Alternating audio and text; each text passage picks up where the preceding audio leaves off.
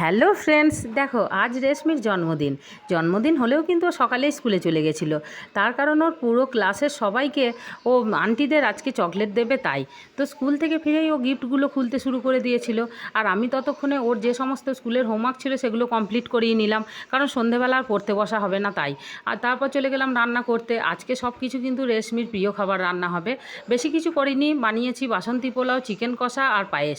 তো দুপুরে খাওয়া দাওয়ার পর রেশমি চলে গেছিলো ওর বাপির সাথে কেক কিনতে। কেক কেনার জন্য রেশমির যতটা না উৎসাহ ছিল, ওর বাপির একটু বেশি উৎসাহ ছিল। সেই দুপুরবেলা থেকে বলছে চল কেক নিয়ে আসি, কেক নিয়ে আসি। তো কেক নিয়ে আসার পর রেশমি কেক কাটতে শুরু করলো। ততক্ষণে ওর একজন বন্ধু এসে গেছিলো। তো কেক কাটার পর সারা সন্ধ্যেটা রেশমি ওর বন্ধুর সাথে খেলাধুলা করে হই হুল্লোড় করে বেশ মজা করেই কাটালো। যদিও সেলিব্রেশনটা খুবই ছোট করে করা হয়েছে, কিন্তু তবুও সারা দিনটা বেশ খুব ভালোভাবেই মজা করে কেটেছে। তো চলো দেখা হচ্ছে পরের মিনি ব্লগে। তো এখনকার জন্য টাটা।